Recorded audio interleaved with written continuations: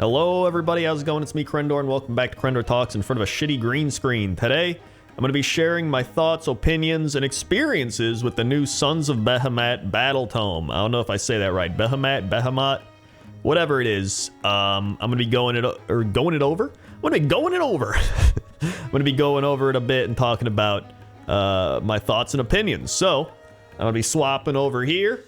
Here we go. I have to... Hold on. There we go. Alright, I gotta move the mic. There we go. Alright. This is a top tier, top quality stream, or video, whatever. I don't know where I am right now. So first things first, here is the Battletome. Looks pretty cool. I like the cover art. And back here, there's a whole bunch of cool stuff, like how to paint. You know, lore. Everything you expect from a Battletome, right, in the first half. Then we get to the Gargant armies. So, here's the allegiance abilities. I'm not going to go over everything in detail, because there's other videos that do that. There's people that are better than me at doing that, but I do like to go over things that I think are fun, and share my experiences with them as well. So, we have each Mega Gargant has the Mightier makes Rightier value listed on its damage table on its War Scroll for the purposes of contesting objectives. Pretty much, if you look at the War Scrolls, this will make it real easy. Where are the War Scrolls? Here they are. If you look at the War Scrolls, you can see Mightier makes Rightier. And that just means that's how many, that's how much they count for on an objective. So instead of it being what it used to be, now it's just right on the War Scroll, and it scales on the table. So if you get hurt, you count for less on the damage table, which I think is actually pretty nice. Not gonna lie, I think that was a big issue with the old Gargants from what I've heard. I never really played against many Sons of Behemat, but you know, maybe now I will. Also, you must decide what you're gonna be. So you can be the Breaker Tribe, Taker Tribe, Smasher Tribe, or Stomper Tribe. Your general has to be a Kraken Eater and the Taker, Gatebreaker and the Breaker, Smasher has to be a Beast Smasher, Stomper has to be a War Stomper. Checks out. Now, this is the fun part. Wrath of the Titans, or Wrath of Titans. When you carry out a monstrous rampage with a friendly Mega Gargant, you can carry out one of the monstrous rampages below instead of the normal ones. You got Beast Grapple, so you pick an enemy monster, roll dice on a 3-up. Strike Last applies to both the monster and the unit carrying out this rampage. So he essentially grabs them and then lets everybody else beat him up, and then he gets to beat him up. Which I think is pretty cool lore-wise. I don't know how good it is if it's just a one-on-one, like it's kind of useless. But if something else is fighting it, then it's kind of cool. Earth-Shaking Roar. Pick an enemy unit with a wounds characteristic of 1 or 2 within 3 inches of the unit, roll 2d6. If it's higher than Bravery, for each point by which the roll exceeds the unit's Bravery, one model in that unit flees. So if you're fighting Clan Rats, this is great. If you're fighting Nighthaunt or Seraphon, it's terrible. That's what it boils down to. And then, everyone's favorite, the Suplex Colossal Slam. Pick an enemy monster is not part of a unit consisting of 2 or more models and is within half an inch of this unit. Roll a dice on a 3-up, you can remove that monster from the battlefield, set it up again anywhere wholly on the open ground within half inch from this unit. That monster suffers D3 mortal wounds. In addition, -1 to hit rolls for attacks made by your ogre giant, essentially. Which... this is actually amazing, because I had this come up in a game I played. So, I had my Gargant, and then there's a dragon on the objective. And so all I did was I did this, I picked him up, and I just slammed him off of the objective. So, it's actually really cool for getting monsters off of objectives. And it's cool if, like, I did this again because I had Kragnos cutting around the back. But since I flipped him over here, Kragnos had to charge like through me into him, and it was kind of a hard charge. So instead, I picked him up and I slammed him back over this way, Or no, I think I slammed him over this way so that he was still off the objective, but instead of having to go like bloop, all I had to do now is go bloop, right? So it made it a bit of an easier charge. He takes some mortal wounds. It's really fun. I like this a lot. Obviously, you lose -1 to hit, so that kind of sucks, but you get +1 to hit in so many ways in this game. Then we have command traits. General has 40 wounds instead of 35. Cool. Once per battle, when your generals pick the fight, you can say they are overcome with rage. Use the top row on the damage table. Pretty good. And then add 1 to charge rolls for friendly Sons of Batman units only within 18 of this general, which is pretty good. Any +1 to charge or plus anything to charge is always good. Then we have Artifacts of Power. This one is the one I used. Almighty Stomp has an attack characteristic of 3 instead of 2, a rend of 3 instead of 2, and a damage of 3 instead of D3. So, I mean, it just makes everything better. So that's pretty good. Glowy Shield of Protectiness. When this unit is targeted by attack, if the weapon used for that attack is a rend characteristic of 1, change it to nothing. In addition, if the unmodified save roll for attack made with melee weapon the target bears a 6, attacking unit suffers a mortal wound after all attack been resolved. I took this, and I did like 2 mortal wounds, and all of his attacks were 2 and 3 rends, so none of it mattered. So it's kind of situational. It's okay. Like, it sounded cooler when I was reading it, and then I played it, and I was like, I don't know. Bear can attempt to charge even if they ran. That's pretty good. Once per battle, start a combat phase, pick an enemy unit within 3. Roll a number of dice equal to the number of miles in that unit. For each 4 up, they suffer mortal wound. Like, that's okay, I guess. But, like, once per battle kind of sucks. I'd rather have something that's gonna last the entire game, you know what I mean? Especially, that's not even like, it's not even that great for a once per battle. Like, there's Lord Croak spells that are better than that, you know? Yeah, and then it only works, and it's to a maximum of 10. So, like, you can't even get 20. Like, I'd rather have Thankful burn stuff. And he can do that every turn. I don't know, it just, that doesn't seem that great.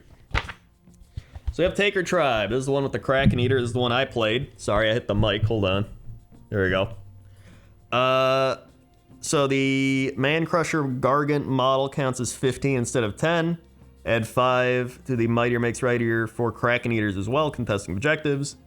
You can use this command ability at the start of the combat phase. The command can only be issued by your general, and the unit receives it must be a friendly Man Crusher Gargant. Add 1 to the damage characteristic of attacks made with melee weapons to target an enemy unit that bears an artifact of power or is unique. So that's pretty cool. I like that. No, I mean, you know, honestly, I forgot I even had that command ability. I'm not even gonna lie. I didn't use it once, but it is pretty nice. Honestly, anything that's gonna give you a bonus damage is always good.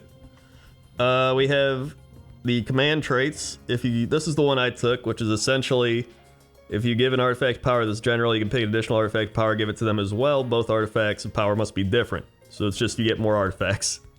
And then enemy units within 6 cannot receive Inspiring Presence or Rally, which is pretty nice. Especially, there's a lot of armies out there that do that all the time. Then we have artifacts. Whoop. At the start of the combat phase, you can pick an enemy hero within 3, roll dice 4 up, they take mortal wounds, and strike last effect applies. It's pretty nice. It's only 50-50, but still, it's not bad. And that's in addition to your monstrous actions. So I mean, if you could probably do some decent damage. And then Kraken Eater only in your hero phase. The bear can attempt to cast 1 spell that summons an endless spell in the same manner as a wizard. When they do, their range is doubled. So when I first read this, I was like, dude, this is so cool. And then I realized that, like, you have to hope you cast this spell. Because if you don't, it's just like a complete waste of an artifact. You know what I mean? Like, I think you're better off just taking the thing that makes them a wizard, because you can just cast it every turn, right? Because in your hero phase, bear can attempt to cast one spell in the same area. Yeah. So I don't know. I feel like you could just make him a wizard, and that way, if you don't want to cast your endless spell or you have nothing to cast, then you can at least do Mystic Shield or Arcane Bolt or something. Like, if you cast your one endless spell and it's out there, that's it. You can't do anything else. You know what I mean? So this is like, it's kind of a situational thing. I don't know. It's fun. I think you can do some dumb stuff with it, but it is kind of wonky. I guess you could be a wizard and take that. That could be kind of cool. Because you could do the double up artifacts thing. So I don't know, there's probably some fun stuff. Then we have the Breaker Tribe. I hadn't really played this one. You have added 1 to the damage inflicted by each successful attack made by a friendly Man-Crusher Gargant. Units that target an enemy unit that is part of garrison or is wholly on terrain feature. You can use this command ability to start your charge phase. Command can only be issued by a general. You receive command must be a friendly Man-Crusher Gargant. Until the end of the phase, you can attempt to charge the unit received command. It is an 18 instead of 12. I mean, that's really good, really cool, really good. But you just run Kragnos as well. But I guess if you don't have Kragnos, this is a good little supplement, I guess. I don't know. Then you got, when you pick the Breaker Tribe army, you can pick one of the fierce loathings below recorded on your army roster. It applies to Gatebreaker and Man-Crusher Gargant units. Add 1 to hit rolls that target heroes or wizards. Add 1 to hit rolls target enemy totems or units with command models. Add 1 to hit rolls for attacks target war machine or monster. I feel like you just take totem or command models. That's like literally everything. Right? I guess it's more like battle line stuff, but still. That, I don't know. I feel like that's probably the best one. But I guess heroes and wizards could be good too. I don't know. Command traits. You can pick a second fierce loathing that applies only to your general. Or in the combat phase, the generals within 3 of a defensible terrain feature enemies, wholly in terrain, top row of the damage table. Within, you have to be near terrain. That kind of sucks. If a modified hit roll for an attack is 6, cause D3 in addition. That's pretty nice for artifact. And then add 1 to wound rolls that target an enemy hero. Okay. We got Smasher.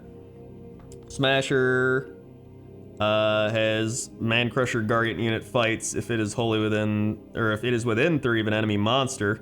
You can say, well, unleash a bone-crunching strike. If you do until the end of the phase, the attack characteristic of the massive club is 1, and the damage is 4d6. It has to target a monster, so that's pretty insane. You can do some wild stuff with that, or roll terribly. That's also possible. I guess on average you're gonna do 12 damage. I mean, it's not bad. You can use this command ability to start the combat phase. Command can only be issued, or actually, would it be 12? So what is it, like 3 or 4 damage on average, right? Or 3? 3, 6, 9, 12? So I guess 3? Is my math correct? I don't know. You'll do around 12, right? Let's see. Command ability can only be issued by your general. Has to be a Man-Crusher Gargant receiving it. Use the top row of that damage table regardless of how many wounds it suffered. And each time a model in that unit is slain, if the unit has not yet fought in that phase, that model can fight before it's removed from play. That's pretty nice. It's always fun when they give you 2 things for 1. That's a twofer.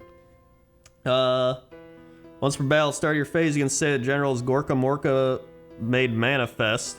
If you do so, it has a 4-up ward against mortal wounds. Only mortal wounds? I guess there are a lot of mortal wounds, so it's not bad. I mean, especially nowadays, there's so many mortal wounds. But only once per battle, though. It kind of sucks. Each time an enemy monster is slain by the general, roll a number of dice equal to the monster's wound characteristic. For each 5-up, you can heal a wound.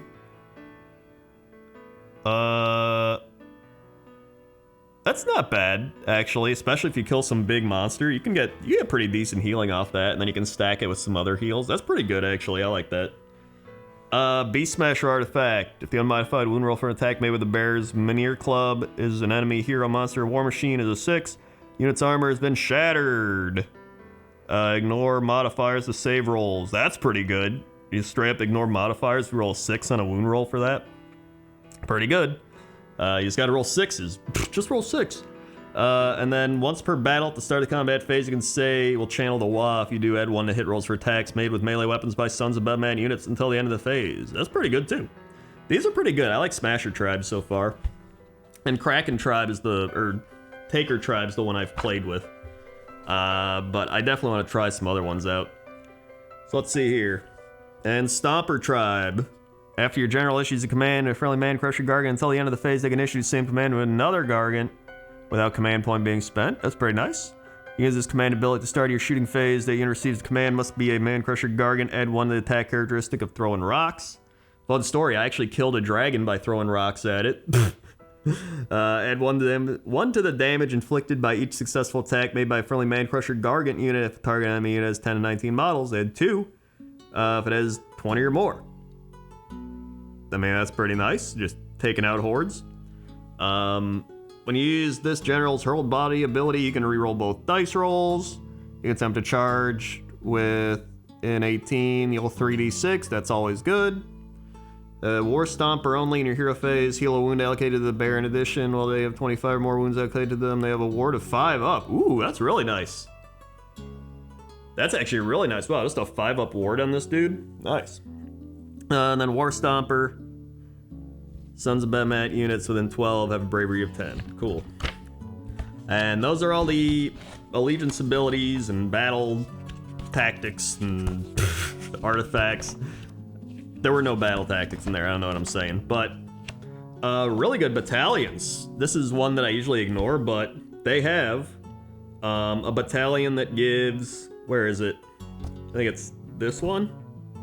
One drop deploy, that's not it. It's the Magnificent. They have Magnificence, so you can pick an extra enhancement just by taking 2 Gargants. Like, who's not gonna do that? So, I mean, you can, essentially what I did is I took this battalion, you take the artifact that lets you take another artifact, so you get 3 artifacts. So, really nice. That's one of the reasons I ran the Kraken one, so I was like, dude, I get 3 artifacts. So it is pretty cool, because you can be a wizard, you can take the endless spell thing if you want, or you can just take that, you know, the damage bonuses, or just whatever. So, really cool. And then, taking a look here. Kragnos is in here, but he didn't change. King Broad is who I've ran now. King Broad, really cool model. I built him. GW also sent me him, which I was like, dude, awesome. I'll take a King Broad for free. He didn't really do well, though. He hit, like, none of his attacks. If the attacks that he did hit ended up getting saved, because my friend who was I was playing against was playing Dwarves. Fire Slayer specifically, so it was just, I don't know. Just, it didn't go well for King Broad. Either way, he's got an Obelisk of Tor Crania, 3-inch range, 4 attacks, 3x3, -2, 5 damage. So if you hit with some of those, they hit hard. Like, I was hitting a dragon, and I hit 3 times, and he saved all of them. I was like, dude, can I do any damage? But he's got 40 wounds, 9 bravery, 4 up save, 10-inch move, 10, 10, 9, 8. I've noticed with a lot of the new books, they are reducing the damage table and the amount of brackets. Usually it used to be like 4 to 6 brackets, now it's only 4 brackets, which is fantastic. It's less to remember, and it's, you know, more time to like have fun at different tiers. Like, I don't know, I think it's way better having smaller damage tables. And then the Almighty Stomp, that's the 1, 2 attacks, 3x3, -2, D3. And then Death Grip, 1 attack, 3x2, -2, D6. So, he can do decent damage if he actually hits and they don't save, which, you know, is literally anything. But he's got some cool stuff. Add 1 to hit rolls for attacks made with that unit's Almighty Stomp, the target enemy unit with a wounds characteristic of 3 or less. In each charge phase, first time an enemy monster within 3 inches of the unit's pick carry out a monstrous rampage, roll a dice. The roll is equal to or greater than the creeper's value shown on the damage table. A monster cannot carry that out. This came in extremely handy, because it starts at a 2 up. So you're like, oh, you want to do your monstrous action? Boom, you can't. So that's really cool, really useful. After this unit makes a charge move, roll dice for each enemy unit within 1 inch of this unit on a 2 up. They suffer D3 if it's a monster, D6. Fun fact here, I did this and rolled a 1, so it didn't matter. When determining damage inflicted by an attack with the Death Grip, you roll 2 dice instead of 1 and pick either result. So that's pretty cool, the 1 attack one. So you roll 2d6. If you roll like a 5 and a 2, you can be like, oh, it's the 5. So that's nice. When he makes normal move, runs or retreats, can pass over models that are not monsters. Parts of terrain features are less than 4 inches tall. So if it's under 4 inches, he can walk over it, essentially. He can't be slain by stuff that kills you in 1 shot. He instead suffers d6, so that's great. Enemy units cannot receive Inspiring Presence while they are within 3 inches of the thing with this ability, which is fantastic, because, you know, like I said earlier, a bunch of people Inspiring Presence out of stuff. If he's slain, he falls over and hurts people. which is always fun, but you roll off. It is really fun doing the roll off against your opponents because, you know, you get to, if they win, then they can fall on you. It's dumb. And I love dumb stuff. And then the best part, he's a priest. So he's got really decent prayers, honestly. Add one of the chanting roll if an enemy monster has been slain by this unit in this battle.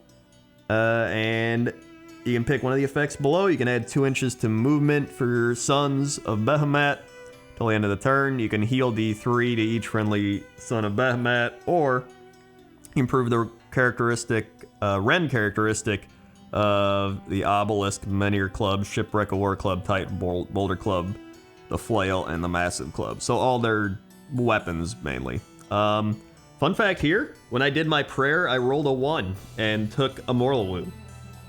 So it was not a great dice day for King Broad, but he was still really cool. Beast Smasher's the crazy one. So a lot of these have like similar abilities.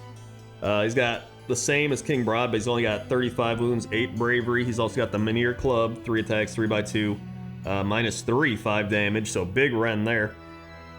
His big thing is when he fights a monster, he can essentially say he's gonna do this crazy thing and do 5d6 damage. So the Menhir Club becomes 1 attack for 5d6 against a monster, which is actually insane. Like legit crazy. And then aside from that, I'm trying to see if he had any other wacky things that King Broad didn't have. Whoa, nope. All the same. At the end of the charge phase, you can carry out 2 monstrous rampage with this unit instead of 1. That's pretty nice. I don't think King Broad has Behemoth Brawler. No. So that's something else that the Beast Smasher gets. War Stomper, 35-4-7 with 10-inch move. He's got his Boulder Club, which is 4 attacks. 3x3 -2 damage, and then jump up and down 4x3, 3 -2 D3, and then Death Grip. His big thing is Hurled Body. After it makes a pile and move, pick a model within 3. Add the Hurled Body modifier. If the roll is at least double that model's wound characteristic, it is slain. You can pick, or you can roll another dice on a 4-up, pick an enemy unit within 12, and they suffer mortal wounds equal to the wounds of the slain model, which is really cool. So it's like you're just picking up a thing and throwing it at them. I love that. Really cool thematically. And then the Boulder Club. Attack characteristic of the Boulder Club is equal to the number of enemy models within 3. Add the Boulder Club value on the attacking model's damage table to the total, and add 4 to the total for each monster within 3. Oh, okay, so it's +4 in addition to this. So this is really cool. So he's like the AoE clearing guy. And then it can only go up to 10, which is still insane. You can get up to like, what, 14 attacks? Would it be 10 + 4? I guess it would. Right? I don't know, I think it would. I think it would be 10 + 4. Unless it says, if the modified attack characteristic of Boulder Club is 10, counted as being 10. So that is modified. So I think it can only go up to 10 attacks. Unless I'm crazy. Either way. Kraken Eater. He does pretty much everything the same, except he has Stuff 'em in me net. After a pile and move, D3 enemy models. If you roll double, they're slain. But the big one is he can kick objectives still. He still has the ability to kick objectives, which is fantastic. Love that. You know, you can just walk around kicking objectives around. Gatebreaker. I think his big thing is Pulverizing Strike. When this unit fights, you can say will unleash Pulverizing Strike. If you do, you can pick an enemy within 3, and on a 4-up, so a 50% chance, they suffer 4d6 mortal wounds, which is pretty insane, to be honest. Also, they all have the Hurled Boulder ability, which is really cool. They just throw rocks, and his rock hits for -3, 4 damage, so he has a crazy boulder throw. And then I forgot the Kraken Eater has a worse one, -1 D3. He hurls debris, that's why. I really like this guy. I think Gatebreaker's pretty good, but I actually think a lot of them are really good. It just depends on your playstyle. And then add 1 of the damage of this unit's Fort Crush of Flail for attacks of target enemy unit and cover garrisoning and a terrain feature. If you carry out Smash to Rebel Monstrous Rampage, roll dice for each enemy within 3 of the terrain feature picked, and for each unit garrisoning in it on a 2-up, they suffer D3. That's good against like Seraphon and I don't know who else. And then you got the Man Crusher Mob and the Gargants, which they can throw rocks. This is how I killed the dragon. 18-inch range, 1 attack, 4x3, -1 D3. They have 8, 12, 5, 7. They have their Stomping Charge, which is after they make a charge move, pick an enemy unit within 1 of it, roll a dice. If the roll is equal or greater than the Stomping Charge value, they take D3. Again, I rolled a 1 on this. It was a bad day. It can attempt a charge even if it ran, if it's within 15 of a Mega Gargant, which is good. Wholly within. And then pretty much, the same ones we've seen before. The only thing over here is you can run the Man Crusher Mob if you got 2. And if you carry out the Stomp Monstrous Rampage with this unit's Bull Stomper and roll 2 up, for each other Man Crusher Gargant model in the unit, add 1 to the number of mortal wounds caused. That's pretty nice. And then 1 model can be a Bull Stomper, add 1 to the attack characteristic of this model's massive flip. So there's really no reason to not want to run the mob. I guess the only reason you would run 1 is if you don't have enough points to run the mob. You know what I'm saying? Because I only had enough points to run 1, so this is definitely better, but and that's pretty much it. There's the points and no allies, but overall, this is a pretty cool book. I'm a fan. I like that they are continuing the thematic kind of lore style for a lot of the armies. And here's hoping that the Beast of Chaos and the Gloomspite get a new Battletome soon and get some love. Even though Beast of Chaos are doing insane right now, but that's literally like if you run Dragon Ogres and Bulgors or something. Like, I want to be able to run my fun monsters. Either way, that's this Battletome. Let me know what you think down in the comment section below. And I don't know why I pointed over there, below. And yeah. Okay. See you. I gotta go turn this off. Things are squeaking. Mama mia.